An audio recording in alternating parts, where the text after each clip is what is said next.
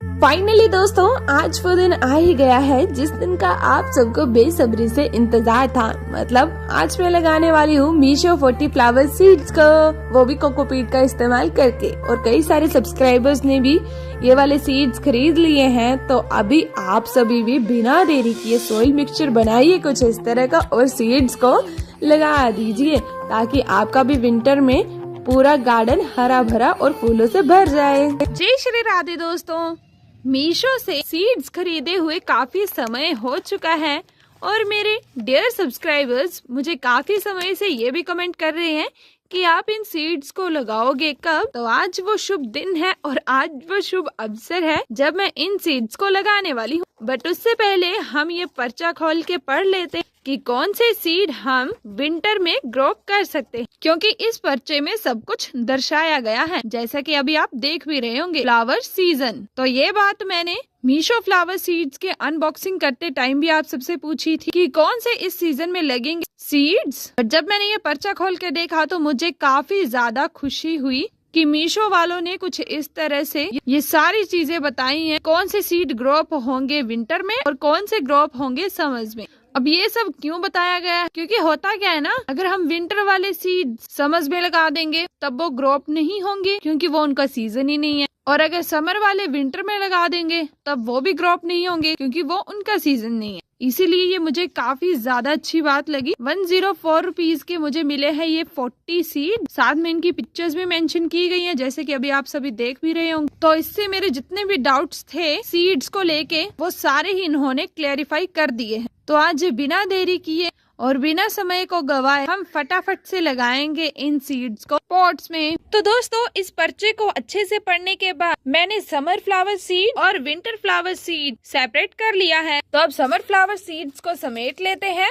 और इन्हें summer season के लिए स्टोर करके रख लेते हैं। और अब ये जो जांच पड़ताल करके निकाले हैं 20 सीड, इनको लगाने की तैयारी शुरू करते हैं। मतलब इसके लिए सॉइल मिक्सचर तैयार करते हैं। तो सबसे पहले हमें इसके लिए चाहिए गार्डन सॉइल, और मैंने पहले ही गोबर के उपले को पानी में डिप करके रख दिया है। जब तक हम सॉइल में अदर मटेरियल को ऐड कर रहे हैं तब तक हमारी खाद बनकर भी तैयार हो जाएगी। और दोस्तों, इन 20 फ्लावर सीड्स को मैं लगाऊंगा कुछ इस तरह के इन डिस्पोजल ग्लासेस में। कई सारे सब्सक्राइबर्स कह रहे थे कि आप इन्हें आपने नए पॉट्स खरीदे हैं उनमें लगाइएगा, बट अगर मैंने इन सीड्स को उनमें लगाया तो उसके लिए काफी ज्यादा सॉइल मिक्सचर भी लगेगा, जो कि अभी मेरे पास तो बिल्कुल भी नहीं है। इसीलिए मैं सोच रही हूँ कि फिलहाल इनको इसी में लगा देती हूँ। जब ये ग्रो अप होके प्लांट का रूप ले लें तब मैं इनको बड़े बड़े पॉट्स में शिफ्ट कर दूंगी, बट फिलहाल इनके लिए यही काफी। सबसे पहले हम इस गार्डन सॉइल में ऐड करेंगे सैंड, क्योंकि सैंड काफी ज्यादा जरूरी है हमारी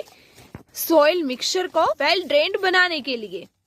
इससे क्या होगा, मिट्टी के कण आपस में जुड़ेंगे नहीं, और मिट्टी में जब हम एक्स्ट्रा पानी डाल देंगे तो वो इन कणों की मदद से आसानी से ड्रेनेज होल्स की मदद से बाहर भी निकल जाएगा। इसीलिए इस मटेरियल को तो बिल्कुल भी मिस ना करें। और उसके बाद हम ऐड करें फ्री का पोटेशियम। अब इससे क्या होगा ये भी जान लेते हैं। तो ये हमारे बीजों को क्षमता प्रदान करेगा जल्दी से जल्दी पौधे का रूप लेने में, और जब हमारे पौधे बनकर तैयार हो जाएंगे तो पौधे की जड़ों को ये मजबूत भी बनाएगा और साथ में उनके तने को भी मजबूत बनाएगा। और ये जो फ्री का पोटेशियम है ये मुझे मिलता है मेरे चूल्हे से। ये है चूल्हे की राख, जिसे आप समझते हैं बेकार, बट ये बेकार बिल्कुल भी नहीं है। तो इसी के साथ हमारे 3 एलिमेंट कंप्लीट हो चुके हैं। हमारे अच्छे से जर्मिनेट हो तो इसके लिए हम साथ में प्रयोग करेंगे इस कोकोपीट का, और इसे भी मैंने मीशो से ही खरीदा। तो दोस्तों, इस कोकोपीट को भी हम ऐड करेंगे अपने इस सॉइल मिक्सचर में। ये हमारे सॉइल मिक्सचर में नमी को बरकरार रखेगा और हमारे इन छोटे छोटे से बीजों को पौधा बनने में बहुत मदद भी करेगा। तो कुछ इस तरह से मैंने टोटली 4 मुट्ठी कोकोपीट की इस सॉइल मिक्सचर में ऐड कर दी है। तो चलिए अब इन सभी चीजों को अच्छे से मिक्स कर लेते हैं, और जो ये छोटे मोटे पत्थर निकल रहे हैं इनको बाहर निकाल देते हैं। तो देखिए दोस्तों, मैंने इस सॉइल मिक्सचर को अच्छे से मिक्सअप कर लिया है, और मिक्सअप करने के बाद आप देख सकते हैं कितना ज़्यादा बदलाव आ गया है इस मिट्टी में। और अब हम इसमें ऐड करेंगे सबसे इम्पोर्टेंट चीज, वो है हमारे गोबर की खाद। मैंने अब तक इस सॉइल मिक्सचर में जितनी भी चीजें ऐड की हैं वो सभी एक एक काम करती हैं, मतलब एक ही पौष्टिक तत्व प्रदान करती हैं। बट ये जो हमारे गोबर की खाद है ना, ये हमारे सॉइल मिक्सचर में नाइट्रोजन, पोटेशियम, फास्फोरस, इन तीनों एलिमेंट्स की कमी को पूरा करेगी। इसीलिए तो ये खाद बहुत ही जरूरी होती है। और साथ में जब हमारा पौधा धीरे धीरे बड़ा होने लगता है ना, तो यही हमारे पौधे के तनों का निर्माण करती है और साथ में यही हमारी पत्तियों का भी निर्माण करती है। और पत्तियों का जो आप हरा रंग देखते हैं ना, वो भी इस गोबर में पाए जाने वाली नाइट्रोजन के कारण ही होता है। इसीलिए आप जब भी सॉइल मिक्सचर बनाएं तो इस खाद का ज़रूर इस्तेमाल करें। और इसे बनाना भी काफ़ी ज़्यादा आसान है। आपने क्या करना है, ताज़ा गोबर लेना है, उसे कोई भी आकार दे देना है और फिर उसे अच्छे से धूप में सूखने के लिए रख देना है। और जब वो अच्छे से सूख जाए तो आपने किसी बड़े से कंटेनर में इसे डाल के, मतलब भिगो कर रख देना है और उसमें फिर पानी को ऐड करना है। पानी उतना डालें जितने में वो गोबर का उपला डूब जाए।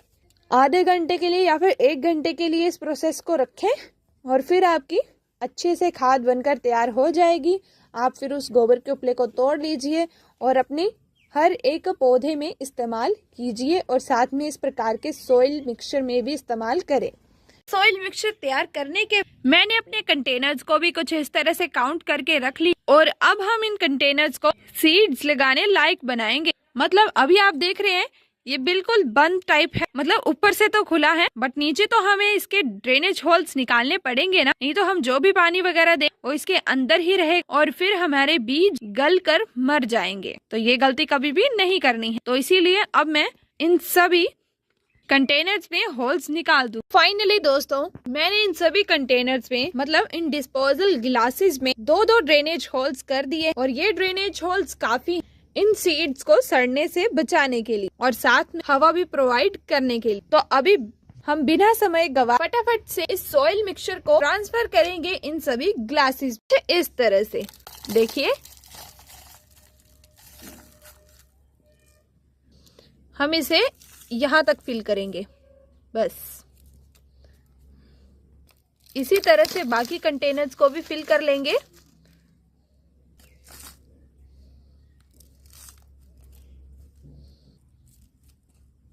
बस तो अभी आप नीचे देख रहे होंगे कि सॉइल मिक्सचर नीचे गिर रहा है, जो कि अच्छी बात नहीं है। तो मैं अभी क्या कर रही हूँ, एक हाथ से काम कर रही हूँ और दूसरे हाथ से मैंने कैमरा हैंडल किया हुआ है। तो अभी मैं ना सेफली इन सभी काम को कर लेती हूँ, फिर आपको दिखाती हूँ कि नेक्स्ट स्टेप कैसे करना है। ओके मित्रों, तो दोस्तों अभी आप देख सकते हैं मैंने सभी कंटेनर्स में सॉइल मिक्सचर को कुछ इस तरह से फिल कर दिया है और अब मैं इस सॉइल मिक्सचर में ऐड करूंगी ये गोबर के उपले वाला लिक्विड फर्टिलाइजर, ताकि ये जो मिट्टी है ऊपर इस तरह से उठी हुई ये पूरी तरह से बैठ। और साथ में मैंने पहले इस चीज को ऑब्जर्व किया है, जब सीड्स लगा देते हैं और सीड्स लगाने के बाद हम इस तरह से मिट्टी में पानी देते हैं ना, तो वो सीड्स क्या होते हैं, ऊपर आ जाते हैं और मिट्टी नीचे चली जाती है, जो कि बिल्कुल भी अच्छी बात नहीं है। अगर सीड्स हमारे ऊपर आ जाएंगे तो फिर हमारे सीड्स भी ग्रो अप नहीं हो पाएंगे और साथ में कोई इंसेक्ट वगैरह उन सीड्स को उठाकर भी ले जाएगा और फिर हम कहेंगे कि हमारे सीड्स तो बेकार निकले, ये सीड्स तो जर्मिनेट होते ही नहीं है। इसीलिए पहले हमें खुद की गलतियां सुधारनी पड़ेंगी, फिर जाके हम दूसरों को दोष देने लायक बन सकते हैं। तो इस बार मैं कोई भी गलती नहीं करना चाहती हूँ। पिछली बार आपने मेरे मीशो फ्लावर सीड्स देखे थे, 25 मंगवाए थे, उसमें से 11 सीड्स काफ़ी अच्छे से पौधे का रूप ले चुके हैं और अच्छे से फ्लावरिंग भी कर रहे हैं। और मेरी गलती की वजह से जो अदर सीड्स मर गए उनका मुझे काफ़ी दुख है। तो इसीलिए मैं इस बार कोई भी गलती नहीं करना चाहती, हर एक स्टेप को बहुत ही ध्यानपूर्वक तरीके से अपना रही हूँ, ताकि इस बार मेरे सारे ही सीड्स अच्छे से ग्रो अप हो जाएं और मेरा पूरा ही गार्डन फूलों से भर जाए।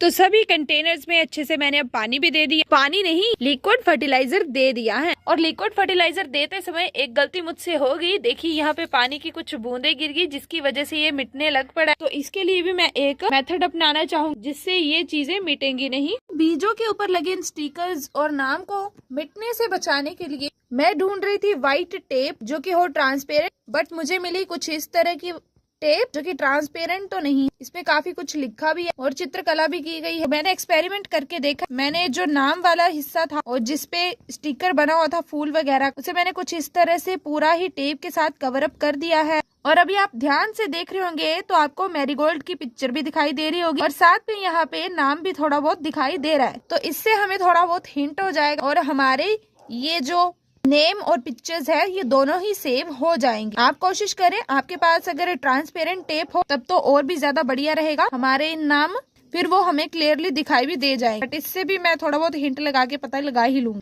तो अब करना क्या है, सबसे पहले मैं इन सभी को इस तरह से अच्छे से टेप कर लेती हूँ ताकि ये सारे नाम जो है वो खराब ना हो और ना ही ये पिक्चर्स, ताकि फिर मुझे आइडेंटिफिकेशन करने में कोई भी प्रॉब्लम ना हो और तब जाके होगा ये बिल्कुल ट्रू रिव्यू। मतलब तभी हम पता लगा सकेंगे कि जो पिक्चर्स में दिखाया गया था वह पौधा वैसा निकला है कि नहीं, और फिर ये भी प्रूफ हो जाए कि ये दिखाते कुछ और निकलता कुछ और ही है। इसीलिए सारी छोटी छोटी चीजें अपनाना बहुत ही ज्यादा जरूरी है। तो इसीलिए मैं इन सभी को पहले टेप कर लेती हूँ। तो देखिए दोस्तों, मैंने सभी सीड्स को कुछ इस तरह से टेप की मदद से कवर अप कर लिया है और अब चाहे बारिश आए, आंधी आए, तूफान आए, मेरे इन सीड्स वाले पैकेट्स की पिक्चर्स पे कोई भी फर्क नहीं पड़ने वाला है। तो अब हम बेफिक्र होके अपने इन सभी कंटेनर्स में पानी भी दे सकते हैं और बिना चिंता की इनको हम महीनों तक इसी तरह से चला भी सकते हैं। तो अब समय काफी ज्यादा हो चुका है, तो चलिए अब फटाफट से इन सीड्स को निकाल कर लगाते हैं इन सभी कंटेनर्स में।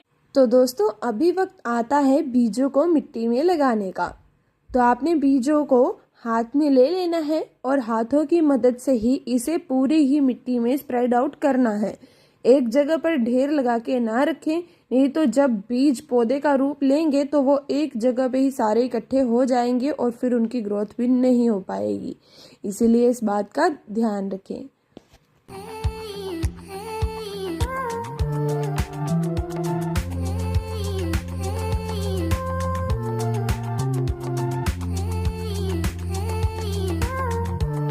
तो देखिए दोस्तों, मैंने सभी बीजों को कंटेनर्स में डाल दिया है और साथ में इनके स्टिकर्स को कुछ इस तरह से स्टेपलर पिन की मदद से स्टेपलाइज कर दिया है इनके साथ ही, ताकि ये कहीं उड़ ना जाए और फिर बाद में मुझे कहीं कोई भी कंफ्यूजन क्रिएट ना हो। तो अभी आप सभी सोच रहे होंगे कि मैंने इन सभी बीजों को मिट्टी में क्यों नहीं दबाया, क्योंकि मैं इनके ऊपर अब डालूंगी कोकोपीट। देखिए ये रही हमारी कोकोपीट। अब हम इसका इस्तेमाल करेंगे इन बीजों को कवर अप करने के लिए और इससे क्या होगा, बीजों की फिर जर्मिनेशन पावर और अच्छी होगी और हमारे बीज भी जल्दी जल्दी उगने की कोशिश करेंगे।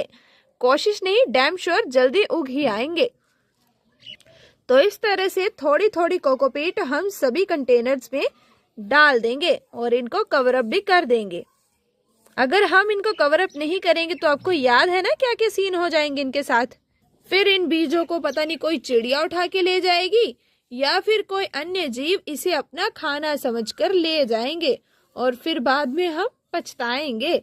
इससे अच्छा है कि इनको अच्छे से आप कवर अप कर ही दें। अगर आपके पास कोकोपीट नहीं है तो आप क्या करें, मिट्टी की सहायता से, मतलब जो आपने सॉइल मिक्सचर बनाया था ना, उसी की सहायता से इनको कवर अप कर दे।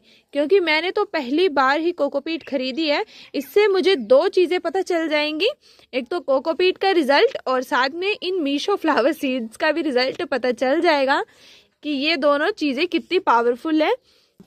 तो बातों ही बातों में मैंने सभी कंटेनर्स को फिल कर दिया है और पानी तो हमने पहले से ही डाल दिया था, इसीलिए अब हम दोबारा से पानी नहीं डालेंगे, बस थोड़ा थोड़ा छिड़काव करेंगे ताकि इस कोकोपीट में भी नमी बरकरार रहे और हमारे बीजों को कोई भी मुसीबत ना हो। फाइनली दोस्तों, इसी के साथ अब हमारे सारे स्टेप्स कंप्लीट हो चुके हैं। सीड्स को लगाने हमने इनकी पर्चियां भी लगा, सॉइल मिक्सचर भी बढ़िया बना दिया, ड्रेनेज होल्स भी निकाल दिए, मतलब A to Z सारे जितने भी काम होते हैं वो सारे हमने कंप्लीट कर दिए हैं। अब हम सबको इंतजार है तो बस पौधे निकलने का, ये कब पौधे का रूप लेंगे और इनकी फिर डेली अपडेट जो भी होगी, मतलब जब भी ये नया काम करेंगे, मतलब जब भी इनका नया रूप निकलेगा वो मैं आपके साथ शेयर जरूर करूंगी। तो इसीलिए आप मेरे साथ बिल्कुल कनेक्शन में मतलब कनेक्टेड रहना। और कनेक्टेड कैसे रहोगे? सब्सक्राइब करके और साथ में नोटिफिकेशन बेल भी ऑन करके। नोटिफिकेशन बेल जब आप ऑन कर देते हैं तब आपको मेरी वीडियोस की सबसे पहले जानकारी मिलेगी और सबसे पहले आप सब कुछ देख भी पाएंगे। इसीलिए ये चीज तो बिल्कुल भी मिस ना कर। तो दोस्तों चलिए फिर मिलते हैं आपको नेक्स्ट वीडियो में, तब तक जय श्री राधे।